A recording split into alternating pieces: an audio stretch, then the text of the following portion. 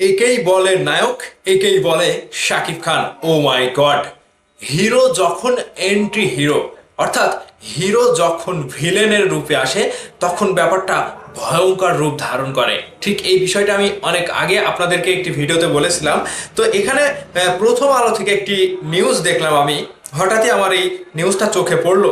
এখানে তারা যেটা নিউজ করেছে, হিরো যখন অ্যান্টি হিরো, মানে হিরোরা যখন ভিলেনের রূপ নেয়। আর কোন কোন হিরো, বাংলাদেশের কোন কোন হিরো এন্ট্রি হিরো রূপে পর্দায় ফিরেছে, অর্থাৎ পর্দায় এন্ট্রি নিয়েছে, তার মধ্যে নাম এসেছে মোশাররফ করিম, আমাদের মেগাস্টার শাকিব খান, শরীফুল রাজ এবং নায়ক সিয়াম আহমেদ। তো এই চারজন হিরোর মধ্যে কোনটা বেস্ট, এন্ট্রি হিরো হিসাবে কোনটা বেস্ট? আপনারা কি বলতে পারবেন যে megastar Shakib Khan entry hero হিসেবে কোন সিনেমাতে আমাদের সাথে ধরা দিয়েছে এন্টি হিরো অর্থাৎ ভিলেন হিসাবে? দেখেন, আপনারা যদি একটু সন্দেহে থাকেন, আমি আপনাদেরকে ক্লিয়ার করছি। এই ভিডিওটা একটু বড় হতে পারে, তবে এই চারজনের মধ্যে মোশাররফ করিম, শাকিব খান, শরীফুল রাজ এবং সিয়াম আহমেদ, এই তিনজনের মধ্যে এই মেগাস্টার শাকিব খানই আমার বিশ্বাস তিনিই বেস্ট হবে। তো চলুন তাহলে আমরা একটু বিস্তারিত ঘেটে ঘুটে দেখি মূলত এখানে কি বলা হয়েছে। দয়া করে পুরো ভিডিওটা দেখে যাবেন। আপনাদের মূল্যবান মতামত ভিডিওর নিচে কমেন্ট করে তারপরেই জানাবেন। দেখেন, এখানে যেটা তারা বলেছে যে হিরো যখন এন্টি হিরো, নিচে বিস্তারিত বলা হয়েছে, এক যুগের অভিনয় জীবনে 6 বছরের বেশি শুধু সিনেমায় কাজ করছেন সিয়াম আহমেদ। প্রথমে সিয়াম আহমেদের কথা বলা হয়েছে। প্রথম চলচ্চিত্র পোড়ামন 2, এই তার একটা রোমান্টিক ভাবমূর্তি গড়ে ওঠে। পরেও লাভার বয় হিসেবে পরিচিত পেয়েছেন সিয়াম আহমেদ। এখন পর্যন্ত যে কয়টা চলচ্চিত্র করছেন, সব কটিতেই 3 প্রেমিক হিরো। তবে নায়ক পরিচয়ের বাইরে গিয়েও এন্টি হিরো হিসেবে নিজেকে চেনানোর চেষ্টা তার মধ্যে আছে। ওয়েব সিরিজ টিকিট তার সেই দিকটাকে উপস্থাপনের চেষ্টাই করেছেন ভিকি জাহেদ। তো আমরা এবার মোশাররফ করিমের বিষয়টা দেখি। টেলিভিশন নাটকের জনপ্রিয় অভিনেতা মোশাররফ করিমকে ঢালিউডের পাশাপাশি টালিউডেও নায়ক হিসেবে দেখা গিয়েছে। আবার ব্রাত্য বসুর হুব্বা চলচ্চিত্র তাকে নেতিবাচক চরিত্রে দেখা গিয়েছে। 2 বছর আগে মুক্তি পাওয়া ইফতেখার শুভর মুখোশ চলচ্চিত্রে তাকে এমন চরিত্রে দেখা গেছে। সম্প্রতি চরকিতে মুক্তি পাওয়া অ্যান্থোলজি সিরিজ আধুনিক বাংলা হোটেল তার নেতিবাচক উপস্থিতি দর্শককে চমক দিয়েছে। মোটামুটি এখানে মোশাররফের কথাও বলা হয়েছে, মানে বহু রূপে নতুন রূপে মোশাররফ করিম। কিন্তু কোন জিনিসটা এবং কোন চরিত্রটা, কার চরিত্রটা ভিলেন রূপে দর্শকের কাছে জনপ্রিয়তা পায়?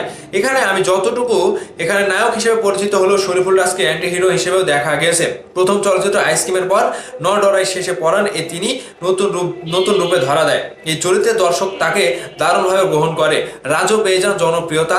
এরপরই একসঙ্গে কয়েকটি চলচ্চিত্র অভিনয়ের প্রস্তাব পান, কিন্তু একের পর এক ছবি নেওয়ার পথে হাঁটেননি রাজ। মানে এখানে যে কজনের কথা বলা হয়েছে, তার কোনো না কোনোভাবে তারা সিনেমা থেকে সরে গিয়েছে। তার পরবর্তীতে তাকে আর ভালোভাবে সেই চরিত্রে ফুটিয়ে তুলতে দেখা যায়নি।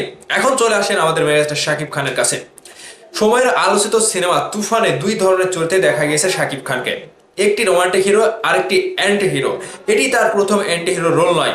2 যুগ ধরেই তাকে অ্যান্টি হিরো এবং হিরো দুইভাবেই দেখা গেছে। তবে সেখানেও তুফান ব্যতিক্রম। পরিচালক রায়হান রাফি বললেন, পরিকল্পনা করেই হিরো অ্যান্টি হিরোর বিষয়টা ভাবেনি।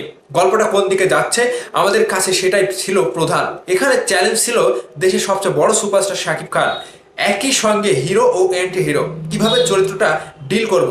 বরাবরই বলি, তিনি ছাড়া কাউকে দিয়ে এটা সম্ভব নয়। একই মানুষের লুক অ্যান্ড ফিলেও অনেক চেঞ্জ। শাকিব ভাই তো অ্যাক্টর হিসেবে দুর্দান্ত, তাকে নিয়ে নায়কের বাইরে সব ধরনের চরিত্রে দারুণভাবে বানানো সম্ভব। একেই বলে নায়ক, একেই বলে শাকিব খান।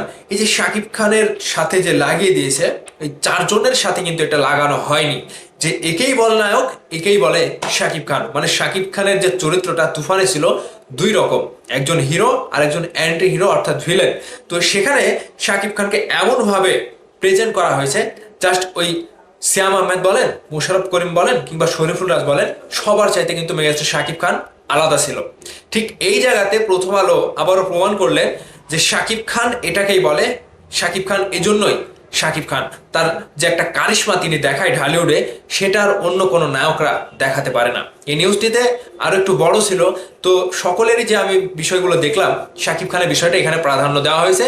মূলত মেগাস্টার শাকিব খানের তুফান সিনেমাটি তার জীবনের একটি হিরো অ্যান্টি হিরো বর্তমান সময়ের একটা বেস্ট সিনেমা এবং দুই রূপে শাকিব খান নিজেকে এমনভাবে ফুটিয়ে তুলতে পেরেছে যেখানে অন্য কোনো নায়করা ব্যর্থ। এটা শাকিব খান ছাড়াও অন্য কারো দ্বারা সম্ভব নয়। বুঝতে পেরেছেন তাহলে? বাংলাদেশের নায়কগুলা যেগুলো নায়ক রয়েছে তার মধ্যে শাকিব খান এক নম্বর বেস্ট। এখানে আবারও প্রমাণিত, শুধু হিরো নয়, এন্টি হিরো ভাবেও শাকিব খান আবারও বাংলাদেশের সকল নায়কের মধ্যে তিনি বেস্ট পারফরমেন্স করেছেন। ভাইবাদাস, বুঝতে পেরেছেন অবশ্যই। আপনাদের মূল্যবান মতামত ভিডিওর নিচে কমেন্ট করে জানাবেন। ভালো থাকবেন, ধন্যবাদ সম্পূর্ণ ভিডিওটি দেখার জন্য।